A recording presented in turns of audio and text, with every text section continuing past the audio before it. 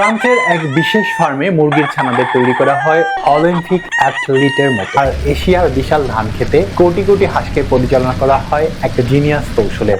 আজকের ভিডিওতে আমরা দেখব পোল্ট্রি ফার্মিং এর এমন কিছু অবাক করা টেকনিক যা আপনার চিন্তাধারা বদলে দিবে। হ্যালো বন্ধুরা, আজকের ডকুমেন্টারিতে আমরা প্রবেশ করব ফার্মের ভিতরে। আমরা দেখব কিভাবে ফ্রান্সে এলিট মোরগদের বিজ্ঞানসম্মত ট্রেনিং দেওয়া হয় এবং কিভাবে ধান খেতে মুক্তভাবে হাঁস পালন শুরু করে বিশাল ট্রাকে করে তাদের নিরাপদ পরিবহন সবকিছুই করা হয় একদম ভিন্ন রকম একটি জিনিয়াস উপায়ে।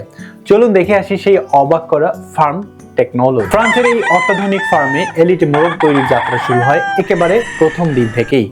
এখানে সাধারণ মুরগির মতো যে কোনো ডিম ফোটানো হয় না। বিশেষজ্ঞরা ডিএনএ টেস্টের মাধ্যমে শুধুমাত্র সবচেয়ে শক্তিশালী এবং উন্নত জিনের ডিমগুলোই বাছাই করে। এরপর তা রাখা হয় কম্পিউটার কন্ট্রোল ইনকিউবেটরে, যেখানে তাপমাত্রা এবং আর্দ্রতা নিয়ন্ত্রণ করা হয় একদম সূক্ষ্মভাবে। বাচ্চা ফোটার পর তাদের প্রথম কয়েকদিন দেওয়া হয় বিশেষ অর্গানিক খাবার আর ভিটামিনের মিশ্রণ, যা তাদের রোগ প্রতিরোধ ক্ষমতা শুরুতেই অনেক শক্তিশালী করে তোলে।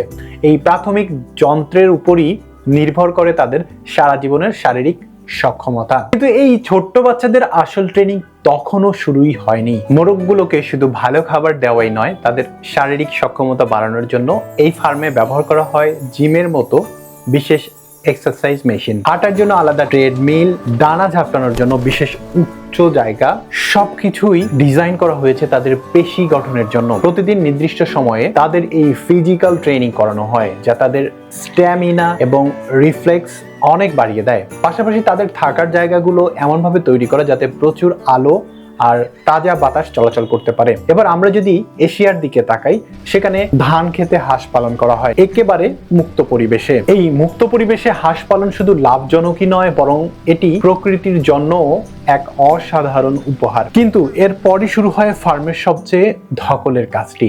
হাঁসগুলো ধান খেতে থাকা ক্ষতিকর পোকামাকড় আর আগাছা খেয়ে ফেলে, যা ফসলের জন্য একদম প্রাকৃতিক কীটনাশক হিসেবে কাজ করে। পাশাপাশি তাদের বিষটা ধান খেতে চমৎকার সার হিসেবে ব্যবহৃত হয়। ফার্মের মূল কম্পাউন্ডে হাঁসগুলোর জন্য থাকে অটোমেটেড ফিডিং সিস্টেম। বিশাল বিশাল সাইলো থেকে তাদের নির্দিষ্ট সময়ে সুষম খাবার আর বিশুদ্ধ পানি সরবরাহ করা হয়। পানি ব্যবস্থাপনার ক্ষেত্রেও রয়েছে জিনিয়াস কৌশল। চলমান পানির ব্যবস্থা থাকায় পানি দূষিত হয় না, আর হাঁসগুলো সবসময় পরিষ্কার পানিতে সাঁতার কাটতে পারে। খাওয়া দাওয়ার পর যখন তারা বেশ বড় হয়ে ওঠে, তখন হাজার হাজার হাঁসকে এক জায়গা থেকে অন্য জায়গায় নিরাপদে নিয়ে যাওয়ার পালা শুরু হয়, যা মোটেও সহজ নয়। হাজার হাজার হাঁসকে দূরবর্তী গন্তব্যে নিয়ে যাওয়ার জন্য ব্যবহার করা হয় বিশেষ ডিজাইন করা মাল্টি ডেক ট্রাক।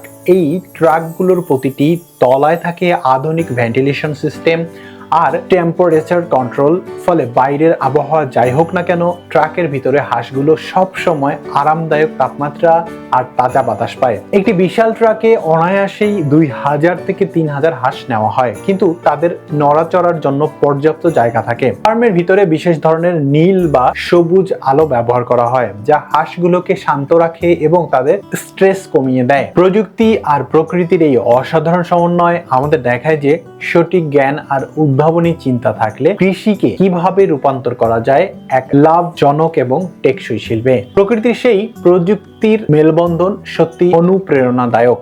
আমাদের চারপাশের কৃষি আর প্রকৃতিকে আমরা যদি সঠিক বিজ্ঞান আর যত্ন দিয়ে বুঝি, তবে হারিয়ে যাওয়া ভারসাম্যকে আবার ফিরিয়ে আনা সম্ভব। নতুন কিছু শেখার এই যাত্রায় আমার সাথেই থাকুন, কারণ প্রতিটি নতুন দিন নিয়ে আসে শেখার জন্য এক নতুন গল্প। দেখা হচ্ছে আগামীকাল একেবারে নতুন এক অনুপ্রেরণাদায়ক গল্প নিয়ে। সে পর্যন্তই সুস্থ থাকুন, ভালো থাকুন। আল্লাহ হাফেজ। আসসালামু আলাইকুম ওয়া রাহমাতুল্লাহ।